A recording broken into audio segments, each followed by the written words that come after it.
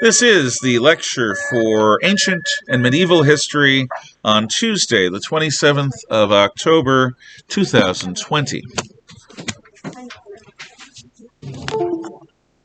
It's good enough. What's wrong, Zach? I'm worried I might have. Oh no, I was right. Never mind. Okay, good. I thought I turned the corrections into the wrong class. Okay. Well, I'm glad you worked at getting it in the right class. Okay. So, you have your note packets open to item E2, specialized labor.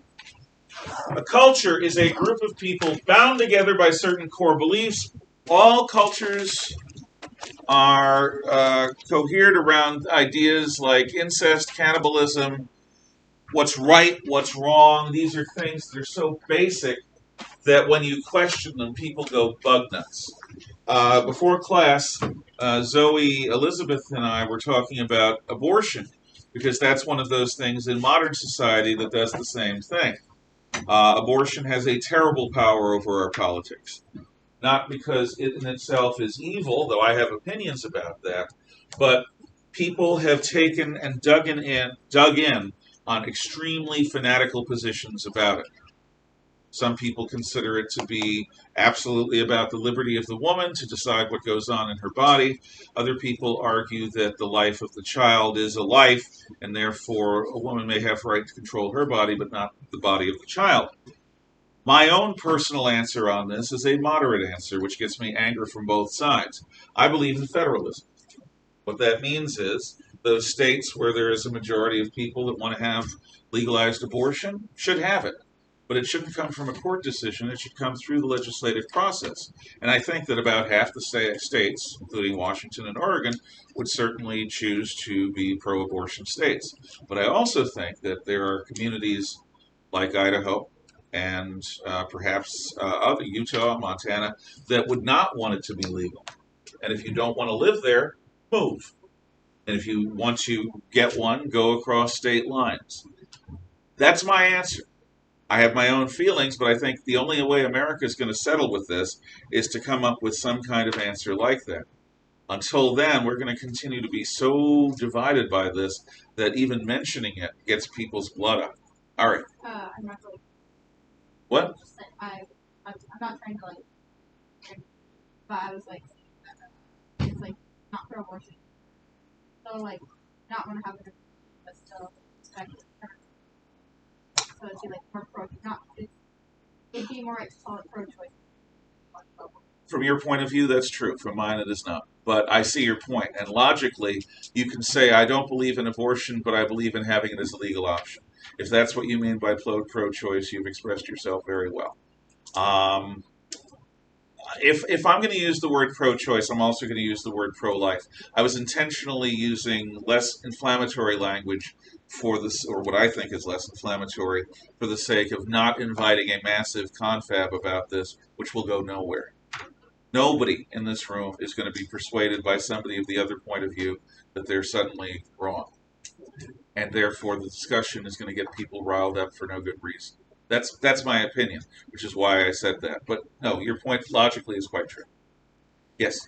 I feel like if someone is going to have an abortion, they should do it a legal way and not do it behind backs or a way it can harm the mother as well. Mm-hmm. But I also think that it's something that the government shouldn't have not a say in it, but I feel like it's too, I don't know, the government just shouldn't be in. Well, all of this rests on the notion of the life of the child. Is it a child or is it merely a fetus? Right. Is it just a bunch of cells or is it a human being? Now, I can accept logical arguments that argue in the first trimester of pregnancy, that's the first 3 months, it's not a viable human being. I don't believe that. I believe it begins at conception. That's my own opinion. But I can accept people saying during the first trimester it's not fully a viable human being. It's still a question of having a medical procedure. What I don't accept at all, and I think most Americans agree on this, even people who are pro-choice, is the idea of late-term abortion in the 7th, 8th, or 9th month of pregnancy, because that is much closer to being a viable human being. The notion that there are people in this country publicly advocating for abortion hours before a natural pregnancy, to me, is horrible. I don't see it. I don't see the reason behind it, other than a fanatical devotion to the notion of a woman's right to choose above all other factors. And no society on earth has ever placed human choice above human life in that way, except ours.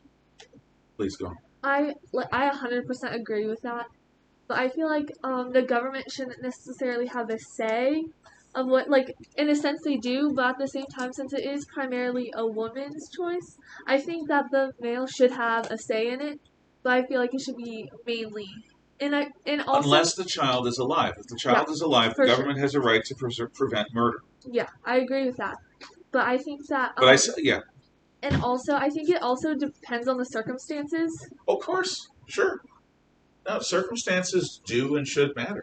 For example, if you're raped by a criminal, should you be allowed to get an abortion? I think most reasonable people would consider, yeah. Although some people would argue the innocent child is not responsible for the rape. You don't get more intimate than issues of life. What scares me, and I will, because we opened the discussion, thank you, Zoe, This is what I was warning you about. no, that's fine. No, yesterday. this deals with what is a culture. Right now, we're divided because as a culture, we should have agreement on this point, and we don't. So we are at risk of fracturing. We're at risk of another civil war over this issue. Is it alive or is it not? If it's not alive, a woman can do whatever she wants. If it is alive, should a woman have a right to kill another human being for her own? These are big deal issues. And these are not issues people can agree to easily disagree about. Matt.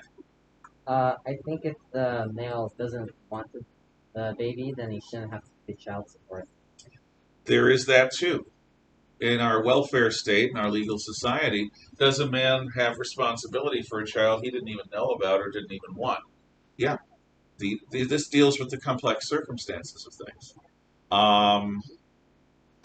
You were next. So with the idea of it in itself, like what Ari was saying, with the whole idea of pro-choice and pro-abortion, pro-choice in itself does not necessarily mean you're for abortion. It means that you're for a woman's right to choose.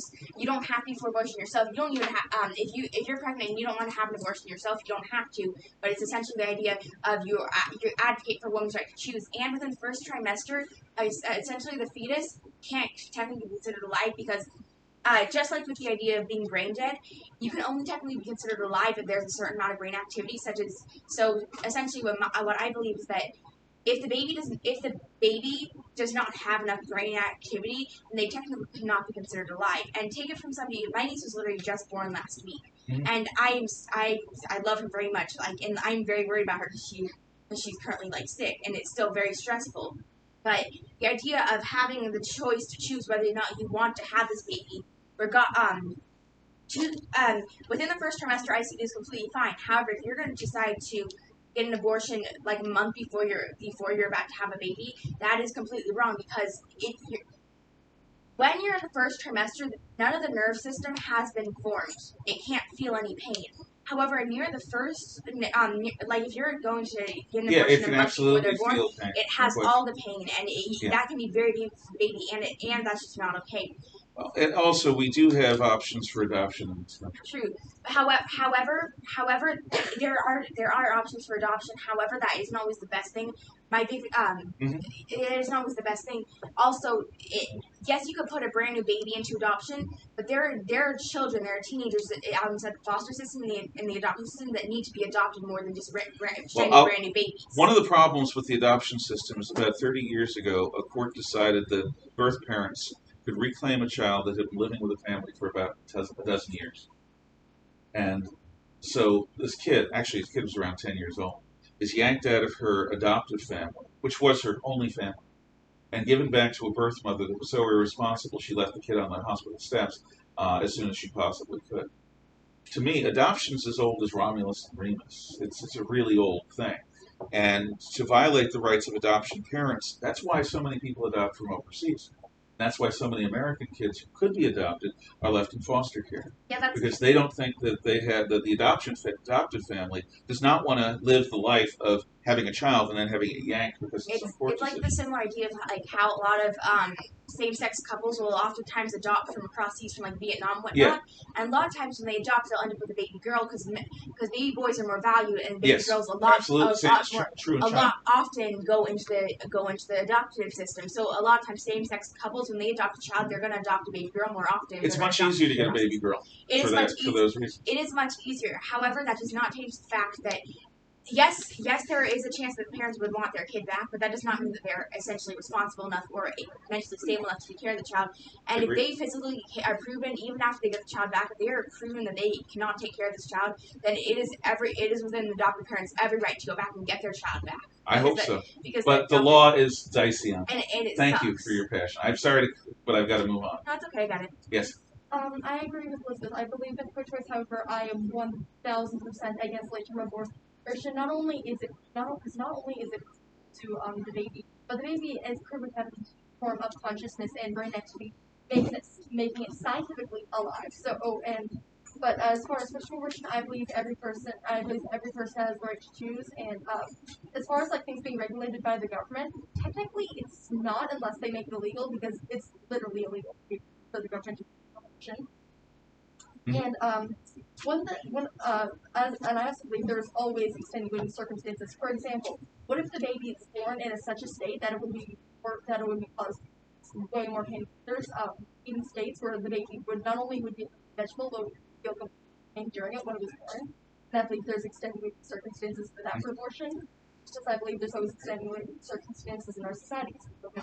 I agree with you that there are always extenuating circumstances. That's why we have courts, by the way, so that a case that's exceptional can have an exceptional outcome. I agree with that. One last point. Please. And then one thing I am 100% against is what the new Supreme Court nominee said, which is that there should be a death penalty for a woman who gets an abortion. That was said in a classroom. That was not said on the bench. Just bear that in mind. She's been talking about that idea for a while. Yeah, that doesn't mean she's going to rule that way.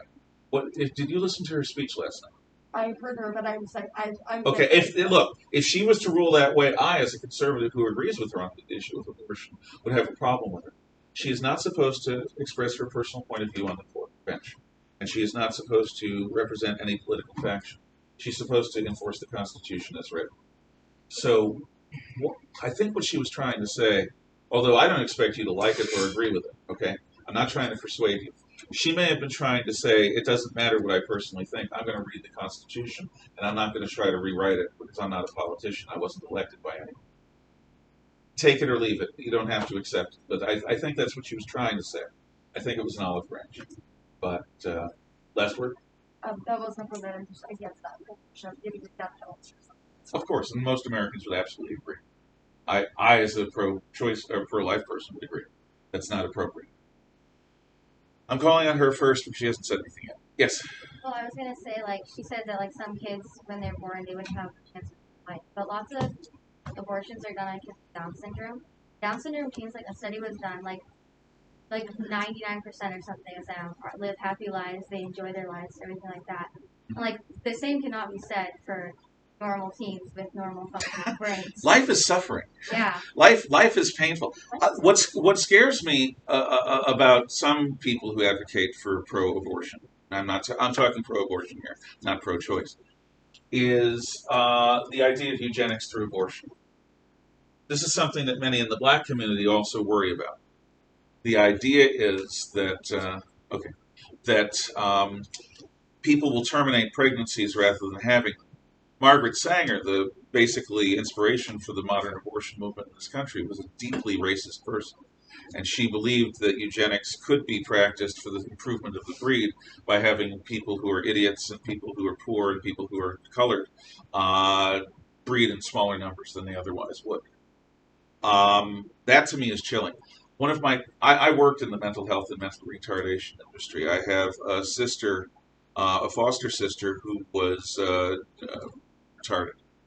She died young because of a medication error in a group home. The idea of snuffing out lives because they're not perfectly healthy is scary to me. Because who's to decide? To me, that's playing God. I can understand a desperate 14-year-old girl not wanting to have her life change and who chooses to have an abortion. I may or may not agree with her, but I can understand that. That makes sense to me. somebody deciding that we don't want to deal with a Down syndrome kid, that to me is a different issue. And the same is true for mental retardation, physical problems. I understand it's going to be a dollop of pain to be a parent in a case like that, but wow, that's Yeah, like I have a friend, she has Down syndrome with like our family friends, and like she lives a happy life. The parents are very grateful for her. It's made their older children much more sympathetic, like because she's always gonna be like a young person. She's never Oh, gonna, yeah. she's mentally never gonna grow up. But hopefully that has she's made, a happy young person. yeah, she's very happy. Then. Good. Sorry, I feel like that's a bit misunderstood. I was referring to conditions where child would be like almost a vegetative state where like they breathe, they had almost zero brain activity, and they would in foster care. Get it. Yeah, that's I get it. And fair enough. I don't mind you saying that. Okay. Did you have your hand up? No. Miss Beagleman. yeah. Where I was, but I also like agree. Like, it just like probably like someone died. Can you speak up a little? It would probably like make me like really. It probably break my heart that someone who like wanted a child really badly, and then and then doctors told them your child has Down syndrome, and then they said they were going to abort it. It really just shows how much Down syndrome. I don't think that someone did like that someone did properly Down syndrome. Like it's just like that's just like not evil, but like. One of the difficult things that people had to accept before the modern era is that life happens. Life includes events that you may never choose that are very painful. But okay, I'll take a moment and then I'll call on you. My mom grew up in the 50s, went to Catholic school. She wanted to be a nun, and she met my father, and she became a wife and a mother. She was an English major. She'd worked in publishing, but she wanted to be a wife and a mother. 3.5, 4 years later, they get a divorce. This is before divorces were common. My father skipped out and wouldn't pay child support for my entire first 18 years. So my mom is left as a single mother at a time when being a single mother carried shame. She got us out of the Bronx. She worked constantly to keep a roof over our heads. We had to accept unemployment insurance for a couple of months, but that was all. We were never on welfare. And she finally became the first full police detective who was a woman in Wallingford, Connecticut. For 20 years, she had the highest conviction rate on the police force. 2 of her cases were argued before the U.S. Supreme Court. My mom saved lives. And she took cases that combat vets of Korea and Vietnam would quail at because these were cases of incest, child molestation, rape. My mom got them all. She left after 20 years with her pension because she couldn't take another. Her colleague said, "Why don't you work until you're 65? You got a big range." "I'm out of here," she said. She was done because of the stuff she dealt with. It sounds weird, but my mom is a hero to me. She never would have chosen that life. But her life was glorious because she helped people. And she was forced into that life. Sometimes there may be a purpose for your suffering. Your suffering may actually lead to some good. And it's hard to know at the beginning of things whether it will or won't. I guess I'm just saying it's good for a person to be humble and to assume that they may not know everything about how all the outcomes are going to turn out. That's all. But I also like, yeah, and I also like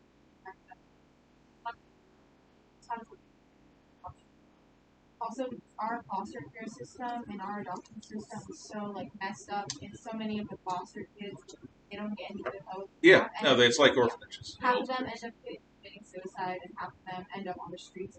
A lot of like yeah. It's just a lot. There's a lot that goes. I agree.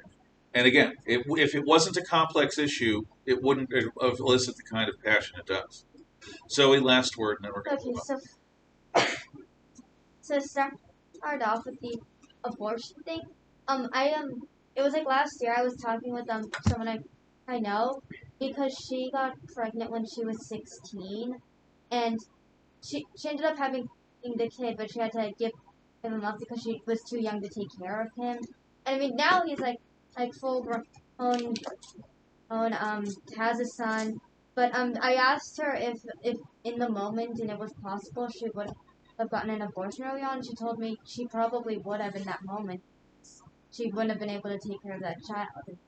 It was luck that she managed to still be able to give him up, and that her kid eventually still knew who she was. And the way we're wired, a mother giving up her child is very hard. Women are wired to want to take care of that. In fact, many pregnant women, once they have the children, have something called postpartum depression, which is a massive, big problem that sometimes leads to suicide because the baby is no longer inside. My mom had And postpartum also- depression after I was born. It was really bad for her. Yeah, it's rough. She slowly got better now, which is a lot better than it was. And also about the whole adoption thing with parents that can just come in and get them take back their child. I'm just curious, isn't there an age limit, or when you get to a certain age you choose where to go? If there are options, Yeah, you can. 'cause that's what happened with me when my grandmother took custody over me. It wasn't my choice because I was 7 or 8 at the time, and I had spent so much time with my mom that I probably would have chosen her. Wouldn't have been a good thing for me. Mhm. But she told me that eventually, if I was older, it probably would have been more of my choice, and I would have had a say. Yeah, and that makes sense too. If you're 12 years old, you have enough of a sense of things to at least make a choice. The judge is still going to make the final call, Yeah. but they'll take your opinion into account. You can see, actually, I'm glad this happened, and thank you for the civility and the wisdom and the compassion that you all showed in this discussion. These sorts of talks can really go south fast. I probably was actually closer to being dicey than any of you were, so thank you for that. But what this did, and the reason I guess I'm okay with it happening, is this is culture. You can't easily agree to disagree about something as important as abortion. We may want to agree, we may want to get along, but in the end, there is this division, and it's serious. Cultures are like that. That's why cultures go to war, because they can't agree to disagree. It's one person's normalcy is another person's horror, and it's just that's one of the reasons you wonder why human beings fight. It's not just because we are creepy, crazy apes. It's because we care. And sometimes our caring takes the form of a crusade. Thank you. Now, a civilization is a culture with cities and specialized labor. Cities are Cities are a settlement so large that without trade, almost everyone would die. right. And the reason cities are important, thank you, is because cities require cultures to solve all sorts of problems, from food and water and wastewater to manners. Cultures don't have to. Cities do. Specialized labor. What's the benefit of specialized labor, Julia?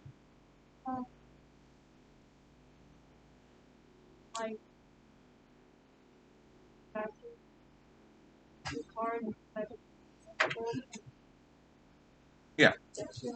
And then you also have people that are better at their work. Specialists tend to be much better at their jobs than generalists because that's what they focus on all the time. And specialists are often the people that come up with technological advancements. And we're people that really, really depend upon a bunch of technological advancements. So those two things are important. The third is writing. Now, we're surrounded by writing, and writing, therefore, doesn't seem magical to us, but really it is. Writing is absolutely magical. I'm going to read to you. Then morning came, and many a warrior gathered, as I've heard, around the gift hall, clan chiefs flocking from afar and near, down wide-ranging roads, wondering greatly at the monster's footprints. His fatal departure, this is Grendel, was regretted by no one who witnessed his trail. The ignominious marks of his flight, where he'd skulked away, exhausted in spirit and beaten in battle, bloodying the path, hauling his doom to the demon's mere. Now, that's a modern translation of Old English, the Anglo-Saxon language. Here's how it sounded in the original. Da son morgen, minige frage, im pa gifhelde, gut rink mening, feren furk tögen, feren und nien, Geot vit vegas vunterskeven. Lepis lastas no his liefgeldig sadlik guldig. Seca egnum parape tir lesas trodeske volda. Hu he venge mulda on venge penon. Nira ofercum on nirka mira. Fege öne gefeilmed feor lastes bear.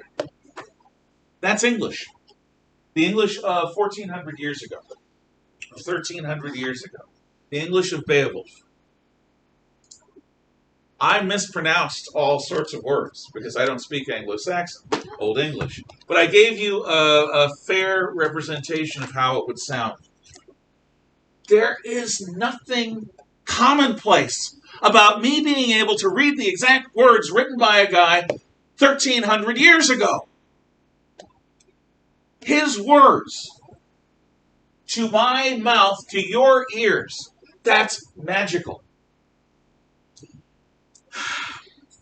If I have a friend overseas, back in the day, there were pen pals that a lot of people in junior high school and high school had. I don't know if they still do pen pals anymore online. But I never did it. I had friends who did. One of them had a pen pal in the Ukraine, which was Soviet Russia in those days. One of them had a pen pal in Japan. And they would write back and forth to one another at least once a month. And they'd tell stories about what life was like for them in their homes. And they'd learn about life overseas. That's magical. For me to be able to communicate with somebody halfway around the world, we're so surrounded in media and technology that it seems like nothing to be able to hear the words of people half a world away. You could have a Zoom meeting with somebody in Russia or in Madagascar if they have online services, and they do in some places. But it is magical. Writing allows people to communicate. You may want to write this down. Writing allows people to communicate precisely over long gulfs of space and time. Writing allows people to communicate precisely over huge gulfs of space and time. Allows people to communicate precisely over huge gulfs of space and time. I used to take the time to play a game of telephone. I'm not going to do that now, but it's kind of fun. I whisper something in Miss Jurassic's ear, and she passes it on to Mr. Dixon, and so on and so forth. And finally, it gets all the way back here to Zoe, because I would go like this. And Zoe ends up saying something totally different. Now, one of the reasons is because one of you knobs would decide to mess up the message purposefully, because I know how this works. But even if you were all trying to be faithful, the very fact of oral translation or oral transmission is going to open it to error. There's always a mistake. Look, I speak for a living, and I'm telling you, the temptation to embellish, to make the story better. You end up with, catching a catfish that's about this big. That's your whole take all morning when you go fishing on the lake. And after telling it the same story for, a while, the fish suddenly triples in size. And you ended up fighting it and almost falling out of the boat. And it yanked the pole out of your hand. And you had to grab it. Because it makes a much better story, doesn't it? It's much more interesting than just, this morning all I got was this little fish. Which you're eating right now. Writing not only allows for the exact communication over gulfs of space and time, it also allows people to coordinate themselves with precision. That's the other thing. It also allows people to coordinate themselves with precision. It also allows people to coordinate themselves with precision. What do I mean by that?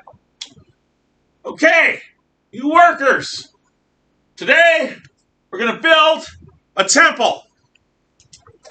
We got a rock quarry with marble and granite, and we got stone cutters, and we got stone movers, and we got pulleys and stone lifters. Now, this is what we're going to do. And if he doesn't at that point whip out some kind of written plan, you're in heap big trouble. You cannot tell people verbally how to build a temple, like a Greek temple with the columns and things, or even a pyramid. hey, just pile rocks in sort of a pointy way. No, it's not like that. It's more complex than that. Having written plans allows everyone to know precisely what their job is. If you can read, great. If not, a scribe will tell you what your job is. You have your hand up? Okay. But a written plan allows for the precise construction of that pyramid in a way that wouldn't happen if you were just relying on the spoken word. Finally, writing allows for the precise keeping of records. Finally, writing allows for the precise keeping of records. You can keep track of how much money you have, of how much things cost, of how much food people ate, how much beer people drank. Because in ancient times, you paid your workers in beer, as well as in food, as well as maybe in money. Without beer, the pyramids would never have been built. Beer and whips and beer, both were important. You can keep exact records. Spalding, you had a question? Oh, okay. So, writing. Writing is important. Now, today, we've got a couple of different variants of writing. The most early form of writing was Egyptian hieroglyphs. And these hieroglyphs had pictures. They were pictograms. A pictogram is, you're saying bird. You draw a little picture of bird. And then you simplify that picture to a symbol for a bird. Today, there is a pictogram language that's spoken by over 1 million people and written in, and that's Chinese, Mandarin Chinese. So, let's take a look here. I thought you were going to say Braille or something. No. Braille is a language, yes, or it's written language. But It's spoken everywhere. Yeah, that's Not true. everywhere. Spoken. I don't know if it's spoken or just read. It probably does. I'm sure Braille, but but sign language and Braille both change very drastically depending on what country you're Yeah. Yeah, and American Sign Language is based on French, in. Yeah. of all things. Okay, this is from Chinese.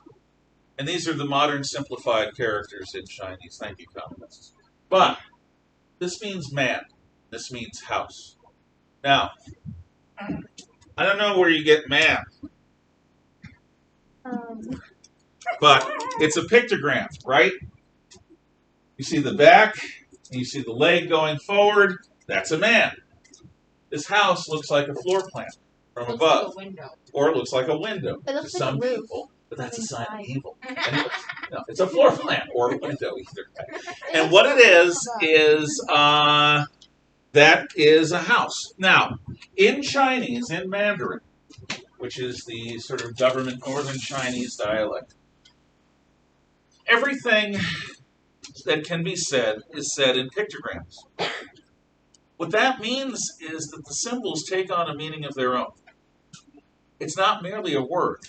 That pictogram embodies something of the male human or the home. It's not just the word. We don't do that, though. We don't use word characters. We use phonetic letters. Phonetic letters. PH. Oh, netic. Letters. Now, I have never understood the great dilemma among elementary school teachers about, well, how should we teach reading? Should we do look, see, learn, or should we use phonetics? Both! But in Chinese, you've got tens of thousands of words, tens of thousands of symbols. That's why even today, calligraphy and having a really good written vocabulary takes years. We have 26 symbols in our language that can mean almost anything if we mix and match them right. Our system is so much easier to learn. Phonetic letters. But what we have to do then is mix and match. And the last thing I'll say before I call on you, these reflect also in Eastern and Western philosophy and science. Western science says, take things apart. You want to understand an animal? Dissect it. You want to understand substance? Look at the atomic theory of it. Even the Greeks talk about atomic theory. So we divide things up to see how they work. Eastern is totally different. The Eastern philosopher will see things as a coherent whole within a context. You want to understand what a bird is, or you don't dissect it. You look at it in nature. You see what the bird eats, where the bird lives, what eats the bird. You look at the whole thing. So we divide things up in part because of our language. Yes. Oh no, I made out how a lot of times about the dilemma of teachers. It when I was make out the dilemma of teachers. Oh, yes. That causes a lot of problems later in life. It does. It really does. I don't get it. I've never understood why anyone would do that. Then again, teachers today say, oh, people don't need to learn how to write with their hands because they're always going to have keyboards. No, that's not what it works. Okay. Written language, word characters. Okay. The other thing about writing. It is hard to imagine, being literate people, how profoundly important reading is to the development of your brain. Yes, Julie? How do we know that you have like right? It's entirely possible that they did. But one would think that they had also painted on the walls with cave paintings. What we think is that the stone, the megalith writing that we have, or the Egyptian painting on the walls, that's the hieroglyphs, are probably the earliest actual writing. Although in China, they actually wrote on the thigh bones of people. Not when they were alive, obviously. These are the Shang bones, and they used them for fortune telling. They'd write letters on them or words on them, and then they'd cast the bones. It was very strange, very creepy. Wait, it's like fire? What? It's like fire? Sometimes. Oh my god, Avatar. Yeah. Well, it goes to show you. But yeah, it's possible. But I tend to think, I guess I agree with typical scholars that say, if you're going to write things in clay, that's what the Mesopotamians did. They wrote things in clay with styluses. And sometimes the clay hardened, and sometimes we still have the clay today. So there was a case of them using a more temporary medium. But the answer, Julia, is we don't know. Not beyond a shadow of doubt. Yes? So this is not a question, but like I was reading this book. There's a race wrote the Viking's name in Cell, Yes. and the Vikings around him were just like sorcery. Get rid of it. Cell. Yeah. In fact, if you see the movie The 13th Warrior, there's a scene like that with sand, where you have an Arab among Vikings. And one of the Vikings wants to learn how to read and write because he sees the magic of it and the power of it. But it's scary. The idea, okay, I'm going to write something down and I'm going to leave the room. Somebody who wasn't here is going to come into the room and read the exact words I wrote. That's magic. You see how that's magic? So yeah, don't be around people who are ready for a witch hunt and use your writing skills because you never know. If they're illiterate, it could be bad. The point. Do you have anything else, Emma? I think I read the book that was based on. I think Eaters of the Dead. It's by Michael Crichton. It's a very good book. Very good book. See the movie. It's not bad. Did you have your hand up? Okay. So, I don't know if you've ever known anyone who was functionally illiterate as an adult. I have. They think in a basically different way than I do or than you do. Because early in our lives, we learned symbolic logic of language, of written language. And it helped us organize information and process new information in such a way that we are familiar to one another. These people are smart. They led productive lives. They had families of their own. Children could read and write. They just never learned. And their world was much more oriented towards the sensation, like the smell of an apple pie, or the memory of something happened. They saw things more visually than you or I tend to. They memorized things more visually. I also have had friends who are Chinese, and I still have them, friends and family. And they're aliens to me. And I know they're aliens because I've known them for 32, 33 years. And again, one of them is my sister-in-law. She's brilliant. She can speak 7 or 8 languages, depending upon how many languages of Chinese you want to count or speak. She helps American and Canadian and Western families adopt Chinese girls. She's done it since the early and mid 90s. She saved thousands of lives from communism. And she and I have talked about Confucius, and we've talked about history and politics, but she's an alien to me. Because the language that she learned in her youth was the word character language. For whatever reason, and I can't explain in detail, I'm just telling you. Think about it.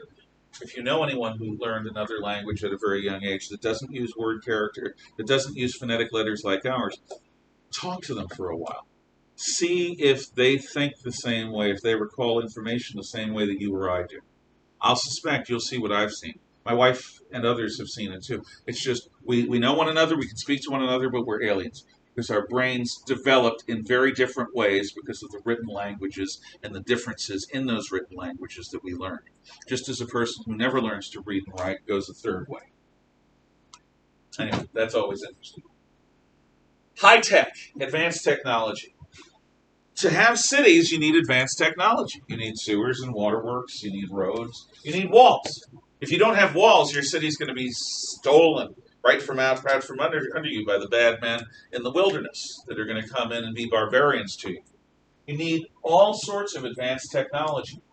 Now, the advantages are obvious. City folk tend to have higher technology than their country folk neighbors, and this allows their cities to function. Let me see what I had noted down. The advanced technology.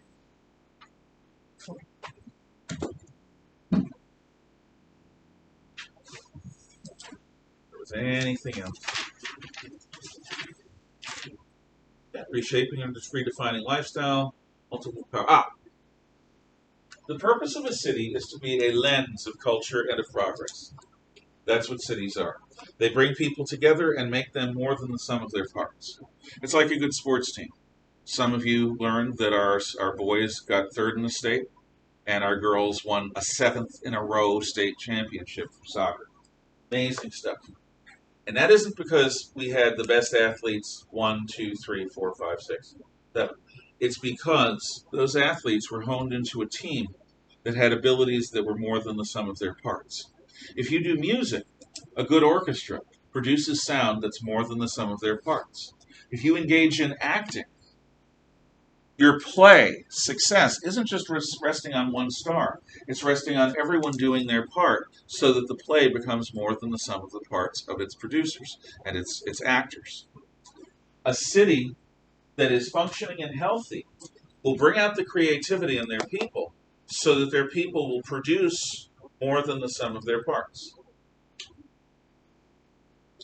That is also one of the reasons why art is important to cities, why sculptures, public displays of other art, really important. Complex institutions. Let's start out with family. We were talking about something that relates to family earlier. Okay, most Americans live profoundly unnatural family lifestyles. What do I mean? I mean they're not living, that's a rhetorical, they're not living what is a usual lifestyle. All right? They're divorced. Not just that. That's not what I'm talking about. It's going to relate, but that isn't what I mean. The normal human family is not the nuclear family. Yeah, I was gonna say typically the males don't stick around and move on to for the procreation. Well, that's in maybe more primitive societies. In the Western tradition, males do stay around, but what you have is an extended family. That's the norm. Around the world, you have grandparents, parents, aunts and uncles, kids, grandkids, nieces and nephews, all living on one farm or in one house. If you look at homes built before World War II in the United States, you'll see that many of them that have been subdivided into apartments started out as a big home for a large family because everyone in the family lived there. This is the truth in Europe, in the Middle East, in Asia, in Africa. The extended family is what's normal, not the nuclear family. And there are advantages and disadvantages to the extended family we're going to talk about. Actually, well, it doesn't really happen anymore because of this war. But for the past, well, 3 or 4 summers ago, me and the rest of my dad's family all went over to on a little trip or something. Oh, that's nice. And we would all be with each other. It was pretty much the exact same thing. We all had a house of renting, and it was me with all my aunts, my uncles, my cousins, my second cousin, I'll bet it felt different. except for my grandparents because they aren't allowed. Mhm. I never. Yeah, it's much different than my normal life, just with staying in grandma, like one yeah. house with my grandmother. And it's that sort of loud, crowded house that I'm talking about. That's normal around the world. Yeah, my mom is from Thailand, and our family, our extended family, obviously, like we kind of split up. I have some in Bangkok and Mhm. some in like small town, but they live in two houses next to each other, right? Yeah. And we're all like next to each other. But I live in the second. My aunts, her daughters like live part time in Bangkok, but like they come back a lot, and they're just like in other countries in the world, if you're not married, you're not married yet, like to You live with your person, family. you live with your family. Like it's Yeah. normalized all over the world except in America. And it was normalized here. My family in New York City did the same thing. We had a house, and there were 3 levels on it, and different families. My grandparents lived on the top floor when they were young parents. My uncle Nick and Aunt Florence, they lived in the middle floor, and the bottom floor was sort of a work area that they shared. But families lived together. Not anymore. And let's talk about the advantages and disadvantages of the extended family unit. First of all, it's the norm for a reason. It works. Here's why. The instability of a nuclear family and of broken homes happen for one of many reasons. One reason is this. Any family with children has 3 full-time jobs: breadwinner, child rearer, and homemaker. Breadwinner, make the money. Child rearer, raise the kids. Homemaker, keep the house decently. How many parents are in a nuclear family? 2. How many jobs? 3. So there is a basic instability in the nuclear family, which leads to the broken home situation that we see now so commonly. Extended families have many more adults than there are kids, so they can share the burden. Grandma or grandpa or uncle or aunt, they can help out your parents, and your parents can help them out. And it's not like you can get away with stuff in an extended family easily, because there's always an adult around keeping an eye on things. Yes? In technicality, with the idea of a nuclear family, my family does not have 2 adults in it. My parents are divorced and have been for 3 years. My dad lives in downtown Lewiston, whereas I live up here with my mom. Yeah. However, you could consider our family to be technically an extended family because my Nana, she literally lives right up the road behind North 40, and she's lived there my entire life. And if my mom ever needs to, she can just drop us off at our Nana's house. My Mimi lives down in Twin Falls, and she will still drive up here and come watch us every once in a while if we absolutely need her to. That's close enough. But I wouldn't call it, and it's not for me to say anything about your family, but I wouldn't call it a full-on extended family because you're not living together. Yeah, it's not entirely an extended family. I'm just saying that it has like the ideas of it because essentially, literally, if my mom needs any help from any of my like grandparents or uncles, she can literally just call and them. That's nice. She can literally just call my aunt who lives down the road, and she can come take care of us for a while. Like, it's really easy for her too because she's a single parent with our 4 children. Oh yeah, no, that's a tough spot. We'll get there. Yes. Yeah. So my older sister is married and she has some kids. So like once she visited, she lives down in Virginia. So she visited us in our old home in Washington. Uh-huh. And then my grandma came because she wanted to see her grandkids and great grandkids and stuff. And so we had this whole family thing. And at first I was like, oh, this will be very nice. But my little brother is like only a year or 2 older than his nephew. Uh-huh. And so like they all played together. But then like my brother-in-law would be like, hey kids, what are you doing? And like you get scolded by a lot of different people. It's different. Also, it gets old after a while. Yeah. The upside, I'll talk about the upsides first again, and I'm going to be quick because of time. Extended families, you get the advantages of every skill that every adult has. If you have a lawyer in the family, you can learn about law. If you have an engineer in the family, you can learn about engineering. If you have a mechanic in the family, you can learn how to fix things. If you have a cook in the family, you can learn how to cook. Children benefit from the rich skills that all the adults have. The extended family, though, has disadvantages. First of all, you don't have much privacy at all. You've always got people around. Finding your own space is a real challenge. Number 2, there's always somebody in your business. You could be a young mother, 30 years old, with 2 kids of your own. Your mother-in-law gets involved in how you raise your kids because she's there all the time. Look at Everybody Loves Raymond, the TV show. If you're familiar with it, you know that Frank and Marie, the parents of Ray and Deborah's parents-in-laws, live across the street, and they're constantly involved. And it's not always a good thing. So the extended family's difficulties are going to create the nuclear family. We'll come back to that next time. Have a happy and wondrous day. Oh, And again, thank you for the quality of the conversation. off the video. Yes, so? What? Might want to turn off the video. Yeah. Oh, thank you. And see you at home?